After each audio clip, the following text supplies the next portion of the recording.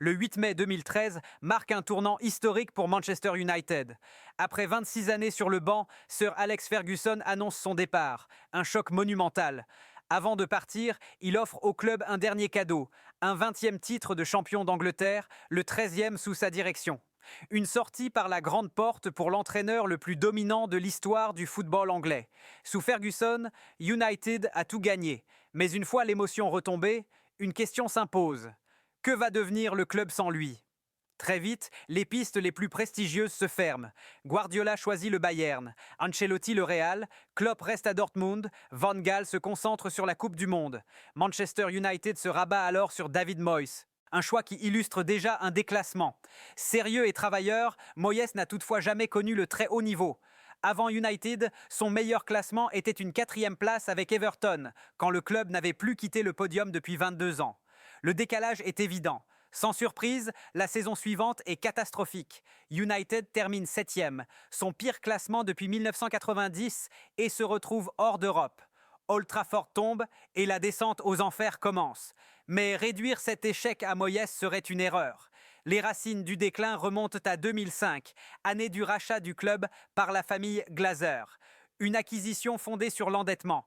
Plus de 500 millions d'euros de dettes, supportées non pas par les propriétaires, mais par Manchester United lui-même. Dès lors, le club devient avant tout une machine à profit. Si United continue de gagner entre 2005 et 2013, c'est grâce à un seul homme, Sir Alex Ferguson. Véritable patron du club, il contrôlait la stratégie sportive, les transferts et la vision à long terme. Tout reposait sur lui. Son départ, combiné à celui du directeur général David Gill, laisse un vide immense. Les Glazers, eux, ne restructurent rien. Pas de directeur sportif, mais un banquier à la tête du club, Ed Woodward. Excellent dans le business, désastreux sur le plan sportif. Son premier mercato est un fiasco.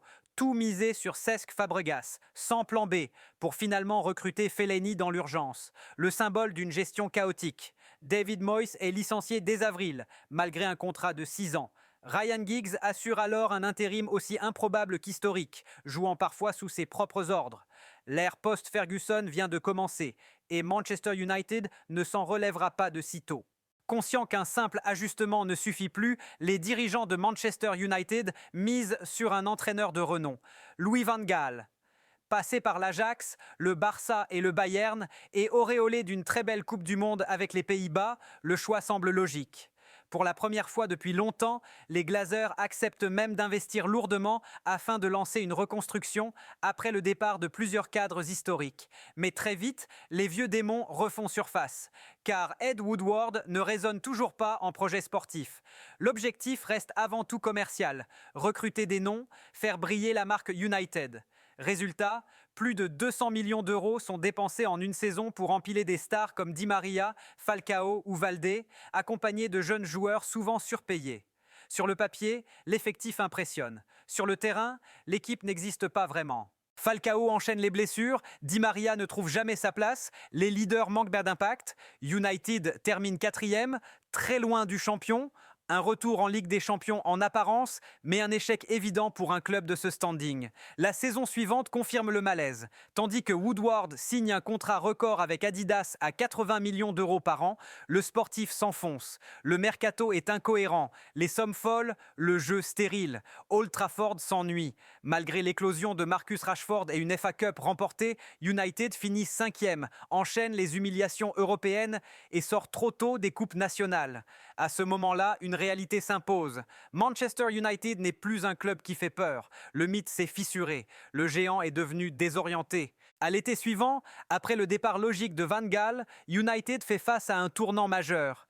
D'autant plus que le voisin Manchester City frappe fort en recrutant Pep Guardiola. Pour lui répondre, les dirigeants se tournent vers le seul homme capable de rivaliser avec lui, José Mourinho. Le Portugais arrive avec une mission claire, ramener United au sommet. Le club investit massivement, plus de 180 millions d'euros, avec Zlatan Ibrahimovic comme figure de proue. Et rapidement, les trophées reviennent. Community Shield, Coupe de la Ligue, Europa League. 3 titres dès la première saison. Mais en championnat, le constat est plus nuancé. United termine 6e, avec un jeu jugé trop défensif, loin de l'ADN offensif du club. La saison suivante, les Red Devils terminent 2e. à 19 points de City. Un podium trompeur, sans trophée, qui masque mal les limites du projet. Malgré des investissements colossaux et des recrues coûteuses, le rendement reste insuffisant. Le problème est profond, structurel. Comment bâtir une équipe cohérente quand la priorité du club reste le marketing plutôt que le terrain ? Mourinho lui-même finit par dénoncer publiquement la gestion du mercato et le manque de vision sportive. Et une fois encore, Manchester United avance, sans véritable direction. L'arrivée d'Alexis Sanchez symbolise parfaitement le mal de Manchester United, un recrutement pensé pour le marketing avant le sportif. Même constat pour Paul Pogba, plus désiré par la direction que par Mourinho. Malgré une deuxième place en championnat, le climat reste pesant, d'autant que Manchester City domine et que Liverpool retrouve l'Europe des sommets. La rupture devient inévitable. La saison 2018-2019 démarre très mal, marquée par un mercato confus et des dépenses discutables, dont plus de 60 millions pour Fred. En décembre, José Mourinho est licencié après le pire début de saison du club depuis 1990. Pour calmer la crise, United se tourne vers une figure familière, Ole Gunnar Solskjaer. Peu expérimenté comme entraîneur, mais profondément lié à l'histoire du club, le Norvégien change immédiatement l'approche. Le jeu devient plus offensif, plus direct, plus fidèle à l'ADN mancunien. L'effet est immédiat. Série de victoires, exploits en Ligue des Champions face au PSG et un enthousiasme retrouvé. Mais dès le printemps, tout s'écroule. L'équipe s'essouffle, enchaîne les mauvais résultats et termine à une décevante 6e place, avec une défense indigne du standing du club. Malgré cela, Solskjaer est prolongé. Et les dirigeants investissent massivement en défense avec Wan-Bissaka et surtout Harry Maguire, surpayé mais ciblant enfin un vrai besoin. La saison suivante débute mal, United stagne à la 8e place à mi-parcours. Puis, en janvier, un transfert change tout. Bruno Fernandes arrive et transforme instantanément l'équipe. Créativité, leadership, efficacité. Le Portugais métamorphose le jeu. Autour de lui, Mason Greenwood explose. United enchaîne les victoires et termine 3e de Premier League. Mais l'écart avec les Cadors reste immense. Pendant que le terrain progresse lentement, les dirigeants, eux, brillent en coulisses. En 2021, Ed Woodward signe un contrat record avec TeamViewer. Commercialement, United est au sommet. Sportivement, le lien entre performance et revenus est totalement rompu. Les Glazers continuent de gagner de l'argent sans urgence de réforme. Même le départ de Woodward, après l'affaire de la Super League, ne change rien. Son successeur, Richard Arnold, vient lui aussi de la finance. La logique reste identique. Sur le terrain pourtant, United progresse. La saison 2020-2021 se conclut par une 2e place et une finale d'Europa League, portée par un Bruno Fernandes exceptionnel. L'espoir renaît. L'été suivant renforce l'illusion avec Sancho et Varane. Mais tout bascule à nouveau avec un transfert aussi symbolique que médiatique, le retour de Cristiano Ronaldo. L'histoire est belle, mais sportivement, l'équilibre est brisé. Ronaldo ne correspond pas au jeu basé sur le pressing voulu par Solskjaer. Après quelques matchs encourageants, United sombre. Lourde défaite, vestiaire fracturé, cadre démobilisé. En novembre, Solskjaer est licencié. Son successeur intérimaire, Ralf Rangnick, se heurte aux mêmes limites structurelles. Lui-même admet que Ronaldo, malgré ses buts, ne correspond pas au pressing moderne. La saison se termine à la 6e place, aggravée par l'affaire Greenwood. Une fois encore, tout est à reconstruire. Le club confie alors le projet à Erik ten Hag. Dès son arrivée, le Néerlandais impose une vision claire. Discipline, intensité, jeu proactif. Il n'hésite pas à mettre Ronaldo sur le banc et s'appuie sur des recrues qu'il connaît bien, comme Lisandro Martinez ou Anthony, souvent surpayés. Pour sa première saison, le bilan est encourageant. Podium en Premier League, Carabao Cup remporté, finale de FA Cup. Mais plusieurs humiliations, dont un 7-0 contre Liverpool, rappellent une réalité brutale.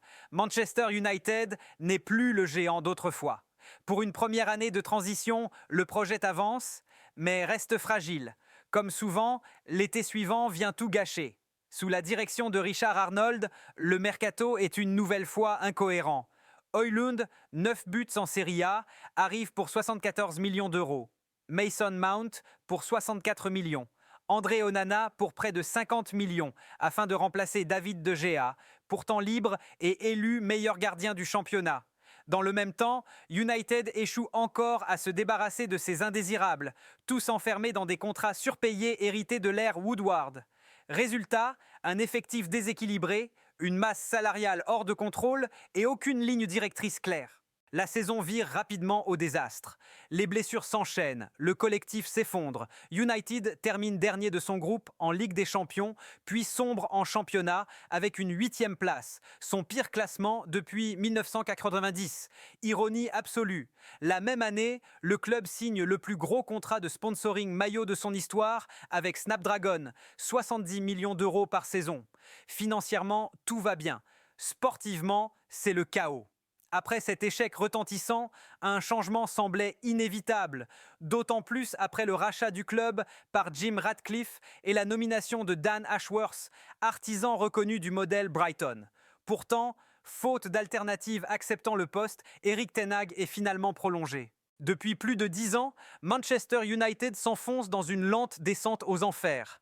Un club mythique a été fragilisé par des dirigeants obsédés par le business, exploitant la puissance de la marque sans jamais bâtir un véritable projet sportif. Malgré l'arrivée récente de profils plus compétents, une réalité s'impose. Reconstruire Manchester United demandera du temps. Beaucoup de temps.